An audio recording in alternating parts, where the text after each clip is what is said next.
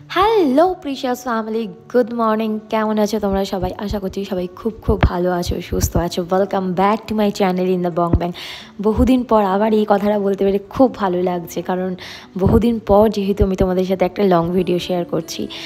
New year, শুভ নববর্ষ সব কিছুই হয়ে গেছে, তো সেগুলোর প্রত্যেকটার অভিনন্দন তোমাদেরকে জানাই, ভালোবাসা জানাই।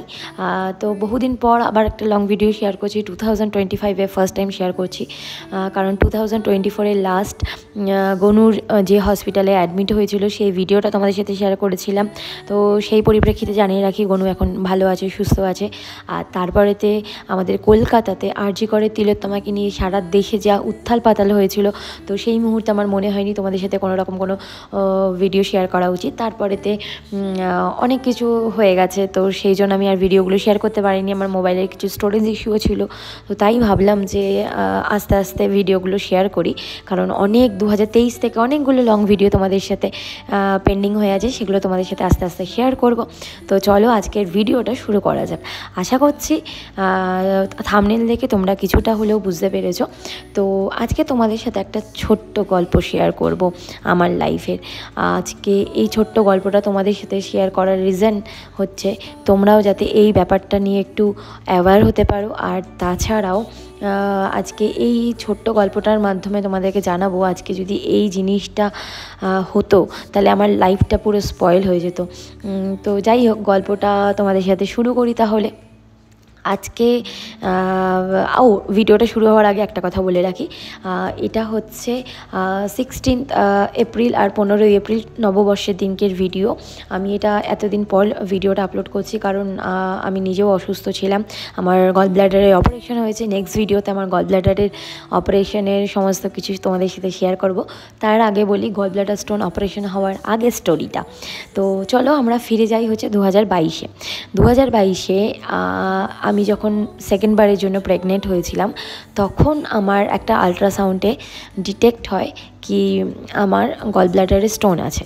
তো সেই অ্যাকর্ডিংলি আমার গাইনোকোলজিস্ট আমাকে জানিয়েছিল আমাকে একটা গ্যাস্ট্রোনোলজিস্ট দেখানোর জন্য। তো সেই গ্যাস্ট্রোনোলজিস্ট জানিয়েছিলেন এই মুহূর্তে আমার অপারেশন করার দরকার নেই, কারণ যেহেতু আমার সমস্যাটা অ্যাসিমটমিক ছিল, তো সেই রিজনের জন্য অপারেশন করার কোনো দরকার হয়নি। তো তারপরেতে 2022-এ 30শে ডিসেম্বর যখন গনু হয়, তারপরেতে আমি আবার একটা চেক আপ করি। তো তখনও ডক্টর আমাকে জানায় তোমার এই মুহূর্তে যেহেতু কোনো রকম কোনো অ্যাসিমটমিক ব্যাপারটা, মানে কোনো রকম কোনো সিমটম নেই, তাই জন্য তোমার অপারেশন করার এই মুহূর্তে দরকার নেই, বাট জিনিসটা ফলো আপ করবে। কখন ব্যথা হচ্ছে, কী হচ্ছে, যখনই ব্যথা হবে তখনই ডক্টরের কাছে চেক আপ করবে এবং সমস্ত কিছু জানাবে ডক্টরকে। তো তারপরে আমি 2023-এর লাস্টে চলে যাই। 2023-এর লাস্টে আমি গেছিলাম কলকাতাতে, আমার বাবার বাড়িতে। কলকাতায় যাওয়ার পরে, কলকাতায় জানো সবাই স্ট্রিট ফুডের জন্য বিখ্যাত। তো কলকাতায় গিয়ে বাইরের খাওয়া দাওয়া বা অন্যান্য কিছুর জন্য আমার হঠাৎ করে লুজ মোশন স্টার্ট হয়। তো লুজ মোশন যখন স্টার্ট হলো, আস্তে আস্তে পেটে পেইনও হচ্ছিল। তো আমি তখন ভাবলাম নিশ্চয়ই ব্যথাটা হচ্ছে গল ব্লাডারে। তো ওখানের আমি একটা খুবই নামকরা হসপিটালটার নাম বলছি না, কারণ আমি কাউকে এইখানে মানে আমি জানি ওদের দোষ, বাট তাও আমি তাদের নামটা বলি, তাদেরকে আমি অসম্মান করতে চাই না, কারণ সেখান থেকে বহু পেশেন্ট উপকৃত হচ্ছে। হয়তো আমার সাথে এই ঘটনাটা ঘটেছিল। তো যাই হোক, 2023-এ ওই ডিসেম্বর জানুয়ারি নাগাদ, 2024-এর জানুয়ারি আর 2023-এর ডিসেম্বর নাগাদ আমি তখন ওখানে এরকমভাবে ভুগি। তো তখন আমি একটা নামকরা হসপিটাল, সোদপুর আর বেলঘরিয়ার মাঝখানে একটা প্রাইভেট নামকরা হসপিটালে যাই। ওখানে গিয়ে আমি একজন গ্যাস্ট্রোনোলজিস্টকে দেখাই। উনি আমাকে বলেন আলট্রাসাউন্ড করতে দেন, এবং আলট্রাসাউন্ডে ধরা পড়ে যে আমার গল ব্লাডার স্টোনটার জন্যই হয়তো আমার পেইনটা হচ্ছে। তো উনি আমাকে অপারেশনের আইডিয়া দেন এবং বলেন যে সার্জনের সাথে মিট করতে। তো তোমরা জানো অপারেশন হওয়ার আগে কিছু রকম টেস্ট থাকে।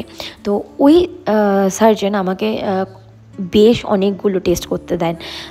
তো ওই টেস্টে যে ব্লাড টেস্ট করতে দিয়েছিল সেই ব্লাড টেস্টে ধরা পড়ে আমি নাকি HIV পজিটিভ। আমার তো শুনে মাথায় হাত। তো ইভেন তারা আমাকে বলে আমি বিবাহিত কিনা জানতে চাই। আমি যখন বললাম আমি বিবাহিত, তারা জিজ্ঞাসা করলো সমস্ত কিছু, জানার পরে বললো তোমার হাজব্যান্ডকেও তুমি এই টেস্টটা করতে বলো। তখন অঙ্কুর ব্যাঙ্গালোরে ছিল। আমি অঙ্কুরকে জানানোর পরে অঙ্কুর তার পরের দিনকেই টেস্ট করায় এবং অঙ্কুর হয় HIV নেগেটিভ। তো তখন আমাদের সবারই মাথায় হাত যে আমি পজিটিভ ও নেগেটিভ, এই জিনিসটা কি করে হলো। কারণ আমরা খুব সাধারণ ভাষায় যে জিনিসটা বুঝি। তো আমি যখন আবার সার্জেনকে আমার সমস্ত কিছু ডিটেলস জানাই, তখন সার্জেন আমাকে জানান যে উনি এই অবস্থায় আমার অপারেশন করতে পারবেন না, উল্টে উনি আমাকে সাজেশান দেন যে HIVর ট্রিটমেন্ট করাতে।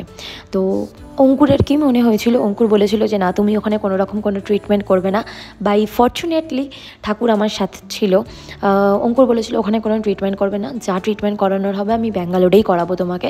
তুমি আর 1 সপ্তাহ পরেই ব্যাঙ্গালোরে আসছো, তো তুমি ব্যাঙ্গালোরে আসার পরে তোমাকে আমি সমস্ত ট্রিটমেন্ট করাবো। যেদিনকে আমি ব্যাঙ্গালোরে পৌঁছাই, মানে ওই 1 সপ্তাহ 2 সপ্তাহ তো আমার মনের ভেতরে কী চলছিল সে তোমরা হয়তো যাদের সাথে জিনিসটা হয় তারাই বুঝতে পারবে। তো যাই হোক, আমার কোনো সিমটমসও ছিল না, কিছুই ছিল না। যাই হোক, তো আমি যখন ব্যাঙ্গালোরে আসি তার পরের দিনকে আমি HIV টেস্ট করাই এবং HIV টেস্টে আসে নেগেটিভ। এবং আমাকে আমার হসপিটাল থেকে জানানো হয় যে হয়তো কোনো রকম কোনো টেস্টে স্যাম্পেলে কোনো রকম কিছু মানে অন্য কিছু হয়েছিল, তাই জন্য আপনার পজিটিভ দেখিয়েছে। কারণ আপনার হাজব্যান্ডও নেগেটিভ, আপনিও নেগেটিভ। আমরা ভালো করে টেস্ট করেছি। আমরা স্পেশাল রিকোয়েস্ট করেছিলাম আমার এখানকার হসপিটালে যে এটা একটু ভালো করে দেখবেন, কারণ আমার 2টো ছোটো বেবি আছে, তাদের লাইফ আছে। তো যাই হোক, আমি HIV নেগেটিভ হই, একটা বিগ রিলিফ। তো এই হলো পুরো একটা HIV স্টোরি। আজকে যদি আমি HIV নেগেটিভ হয়েও আমি HIV পজিটিভের ট্রিটমেন্ট করাতাম তাহলে আমার সাথে কি হতো আমার সত্যি আইডিয়া নেই, কিন্তু মনের মধ্যে একটা বিশাল একটা বড় ভয় জন্মে গেছে। যাই হোক, তো তোমাদেরকে এই HIVর কথা বলতে গিয়ে জানিয়ে রাখি, ওনারা আমাকে জানান যে 6 মাস পরেও তুমি আরেকবার একটা কনফার্মিং টেস্ট করিয়ে নিও। তো সেই হিসাবে আমি 2024-এর 6 মাস পরে একটা কনফার্মিং টেস্ট করাই, সেটাতেও HIV নেগেটিভ আসে। আর তারপরে বলে রাখি, তোমাদের সাথে যে দিনের ভিডিওটা আমি শেয়ার করছি 15ই আর 16ই এপ্রিলে, 17ই এপ্রিল ছিল আমার ব্যাঙ্গালোরেতে গল ব্লাডার অপারেশন। তো অপারেশন হওয়ার আগে তোমাদের যে স্টোরি বললাম যে কিছু মিনিমাম ব্লাড টেস্ট হয়, যেটা আমার হসপিটালে মিনিমাম কিছু ব্লাড টেস্ট করিয়েছিল, সেই টেস্টেও কিন্তু HIV নেগেটিভই এসছে। তো এই ছিল হচ্ছে আমার পুরো HIVর জার্নি আর স্টোরি। আজকে আমি যদি এই HIV পজিটিভ ভেবে আমি যদি একটা ট্রিটমেন্ট করাতাম, আজকে আমার শুধু এই জিনিসটাতেই ভয় লাগে। যদি তোমাদের সাথে এরকম কোনো কিছু হয়, তোমরা জানো, তোমাদের মনের মধ্যে শিওর যে তোমাদের সাথে এরকম কিছু হতে পারে না, নট অনলি HIV দিয়ে বলছি, যে কোনো রকমের কোনো রোগের উপসর্গ তোমাদের যদি মনে হয়, তোমরা একটা সেকেন্ড ওপিনিয়ন কিন্তু অবশ্যই নেবে। এটা একটা সাজেশান রইল। তো চলো, পুরো সকাল থেকে মানে 15ই এপ্রিল নববর্ষের দিনকের সকাল থেকে তো ভিডিওটা স্টার্ট করিনি, দুপুর থেকে ভাবলাম তোমাদের সাথে শেয়ার করি কি কি করলাম, সেগুলো সবই তোমাদের সাথে দেখিয়েছি। কারণ কি, এবার যখন কলকাতা থেকে আমি ব্যাঙ্গালোর এসেছিলাম, এবারও আমি কলকাতায় গেছিলাম, তো কলকাতা থেকে যখন ব্যাঙ্গালোর এসেছিলাম তখন সাথে আমার বাবা এসেছিলো। ভাবি যেহেতু আছে, তো নিনা আর গনুকে নিয়ে আমার অতটা টেনশন নেই, তাই ভাবলাম যে নিনা গনু বাড়িতে থাকবে, বাপি একা মানুষ কিভাবে সামলাবে, তো টুকটাক কিছু কাজ এগিয়ে দিই। তো সেই কারণেই পুরো বিছানা, 2টো বেড ক্লিন করা, বাড়িতে খাবার বানানো। আর এই দিনকেই আমি 15ই এপ্রিল মানে নববর্ষের দিনকেই লাস্ট আমি হাঁটতে গেছিলাম আমার অপারেশনের আগে। তার ভিডিওটা একটা শর্টস ভিডিওতে তোমাদের সাথে শেয়ার করেছি। বহুদিন পর একটা ভিডিও দিচ্ছি অনেকটা সাহস করে, আর নিজের জীবনের একটা জার্নি, খুব একটা ইম্পর্টেন্ট জিনিস তোমাদের সাথে শেয়ার করলাম। যদি ভিডিওটা ভালো লেগে থাকে তাহলে অবশ্যই ভিডিওটাকে একটু লাইক করে দিও, শেয়ার করে দিও, আর কমেন্ট করে জানিও যে ভিডিওটা কেমন লাগলো। আর অবশ্যই ভিডিওটাকে শেয়ার করবে, তার কারণ হচ্ছে এই রকম জিনিস মানে 100%-এর মধ্যে মোটামুটি 20 থেকে 30% মানুষের সাথে হয়ে থাকে। তো তারা ভুল ট্রিটমেন্টে মারা যায়, ভুল ট্রিটমেন্টে অনেক কিছু হয়ে যায়। তো যাতে এই সব জিনিস না হয়, আমার হয়তো এই স্টোরিটা শুনে অনেকে একটা সেকেন্ড ওপিনিয়ন নেওয়ার কথা ভাববে। তো তাই জন্যই বললাম তোমরা অবশ্যই ভিডিওটা শেয়ার করো। তো হসপিটাল যাওয়ার আগের দিন আমি নিনা আর গনুর ব্যাকপ্যাকও গোছালাম, তার কারণ হচ্ছে নিনা আর গনুকে নিয়ে বাপি আমার অপারেশনের টাইমে যাবে। আর তার সাথে আমি যেহেতু দুদিনের জন্য আমার যে হসপিটালে যাব 2 দিনের জন্য ব্যাগ প্যাক করে নিলাম।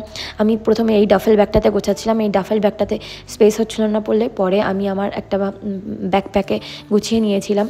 তো ব্যাকপ্যাক গোছানোর কিছু টিপস দিয়ে রাখি। তুমি তোমার একটা এক্সট্রা পেয়ার অফ ক্লোথস নেবে, যে ড্রেসটা পরে তুমি ব্যাক করবে হসপিটাল থেকে। এর জন্য তুমি I prefer to choose a dress, because আমার পেটে যেহেতু অপারেশন থাকবে সেই সময় প্যান্ট পরাটা টাফ হবে। তাই জন্য আমি একটা dress, long dress, short dress, যে কোনো একটা ড্রেস নিতে পারো। তাছাড়া তোমার স্কিন কেয়ার, টুকটাক কিছু টয়লেটারিস নিয়ে নেবে। হসপিটাল থেকে তো ওগুলো প্রোভাইড করবে, বাট স্টিল তাও ওগুলো নেওয়াটা একটা সেফ অ্যান্ড সিকিওর। আর তাছাড়া তোমার পার্টনারের জন্য একটা এক্সট্রা পেয়ার অফ ক্লোথস নিয়ে নিও। আর তাছাড়া গনুনিনা ব্যাকপ্যাকের মধ্যে গনুর হাগিজ, ওয়াইপস, তাছাড়া স্যানিটাইজার এগুলো তো নিয়ে নিয়েছি। তাছাড়া নিনা আর গনুর একটা কুকিজ নিয়ে নিয়েছি, গনুর সেরেলাক নিয়ে নিয়েছি। আর সাথে আমি আমার যে ছোটো পাউচটা দেখছো, এই পাউচের মধ্যে সমস্ত টয়লেটারিস, স্কিন কেয়ার, সব কিছু নিয়ে নিয়েছি। এসেনশিয়ালসের জন্য চার্জার, তোমার সমস্ত ডকুমেন্ট এগুলো নিয়ে নেবে। আর চলো ভিডিওটা এখানেই শেষ করছি। ভিডিওটা যদি ভালো লেগে থাকে অবশ্যই লাইক করে দিও। Thank you so much.